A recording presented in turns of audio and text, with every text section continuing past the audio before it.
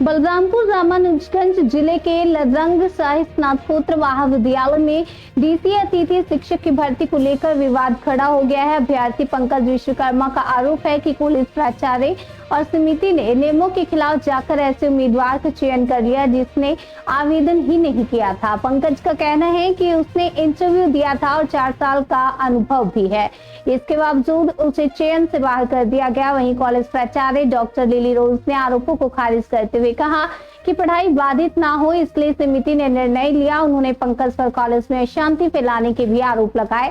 फिलहाल मामला एसडीएम रामानुजगंज के संज्ञान में है। उन्होंने जांच कर कार्रवाई का आश्वासन दिया है।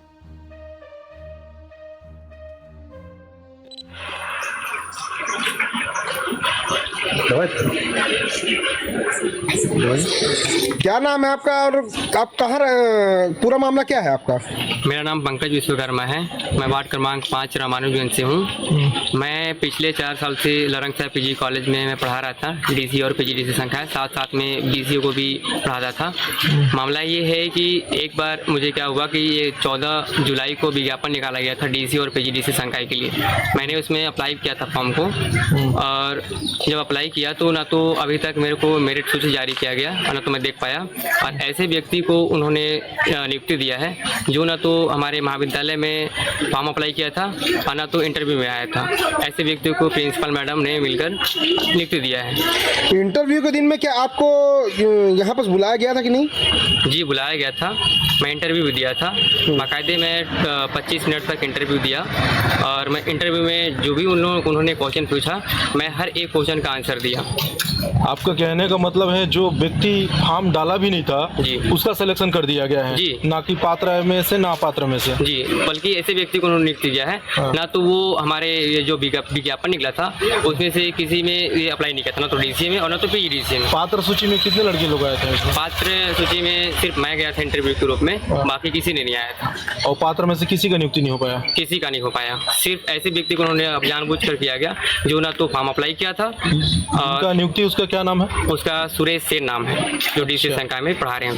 नियुक्ति में कौन कौन थे मेंबर? नियुक्ति में रमेश कुमार खैरवार सर जो कि स्वयं प्राचार्य बने हुए हैं, और ये योगेश कुमार सर, श्याम बिहारी यादव सर, और साथ में एक guest lecturer Deepika Rajwadi madam भी थी। जो कि ऐसा प्रावधान नहीं है इंटरव्यू में कि कोई भी इंटरव्यू ले, सिर्फ उसका यही नियम है कि जो रेगुलर फैकल्टी है वो इंटरव्यू ले सकता है। लेकिन प्रिंसिपल मैडम ने ऐसी आदेश जारी किया, उसमें गेस्ट लेक्चरर को भी उसमें इंटरव्यू के रूप में बैठा गया और मेरे से बाकायदे इंटरव्यू किया गेस्ट लेक्चरर के। और कॉलेज के मैडम भी थी? मैडम प्राचार्य मैडम जी नियुक्ति में थी। अभी तक इसके बारे में जानकारी कहाँ तक दी है आपने? कि मैंने इसकी जानकारी कलेक्टर महोदय साहब को दिया है, थाने में भी दिया हुआ था, अपर संचालक को भी दिया हुआ है, और क्षेत्रीय अपर संचालक जो रिजवान सर हैं उनको भी मैं इन्फॉर्म कर चुका हूँ स्पीड पोस्ट के माध्यम से। ये कलेक्टर महोदय साहब का रिसीविंग।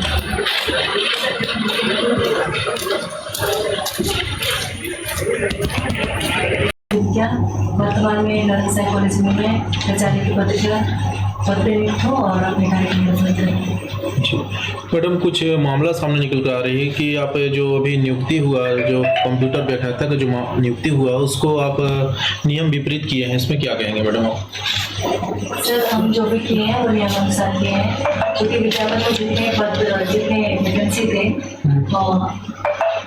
आया था रिज्यूम आने के बाद सभी ने ज्वाइन करने से इनकार कर दिया। बच्चों की पढ़ाई प्रभावित न हो ये सोच करके हमने जनभागीदारी समिति की अनुशंसा से नियुक्ति दी है। जो जिनको भी नियुक्ति पत्र ने दिया है उसको मैडम, जैसे कुछ छात्राएं का भी और कुछ छात्रों का आरोप है कि इसमें मतलब जितने भी अभ्यर्थी कैंडिडेट थे उस कैंडिडेट में से ना लेकर बाहर के कैंडिडेट को आप नियुक्ति किए हैं। सर, सभी ने रिफ्यूज किया है। तो आप उससे पहले विज्ञापन निकाले थे क्या मैडम? फिर निकाले थे, चस्पा किए थे संस्था में जी। मैडम, अभी जो मामला बताया जा रहा है यही पूरा मामला, ये जो पंकज करके जो लड़का है इसका लिस्ट में नाम है और ये इसने इंटरव्यू भी दिया था आपको, लेकिन इसका नहीं आया है।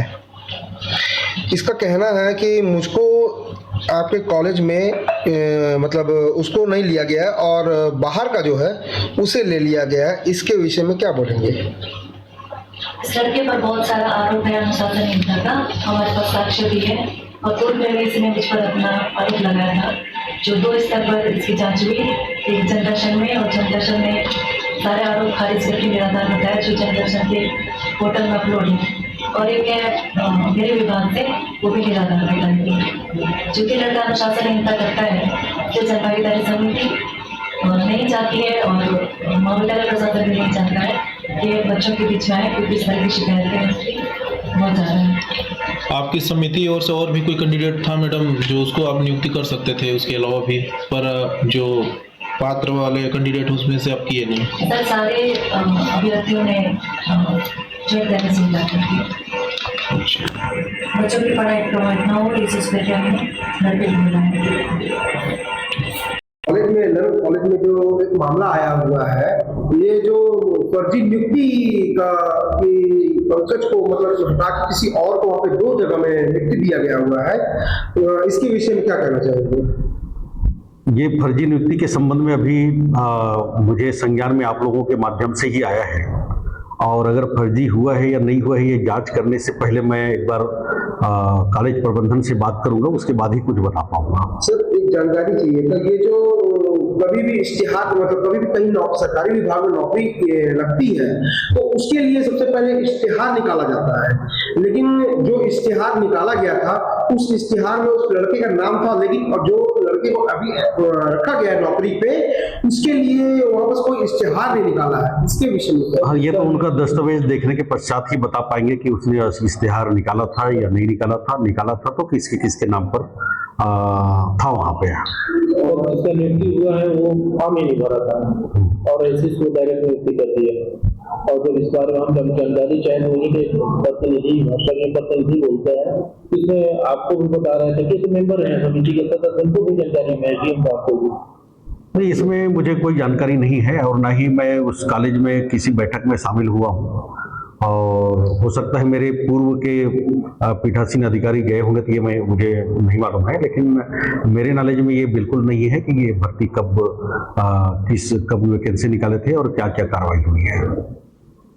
सर हम आशा करेंगे कि आपने स्पष्ट इसमें जांच करके सब बिल्कुल, इसमें छात्रों अपना जो कॉलेज प्रबंधन है उससे बात करेंगे, बात करने के पश्चात ही हम कुछ बता पाएंगे।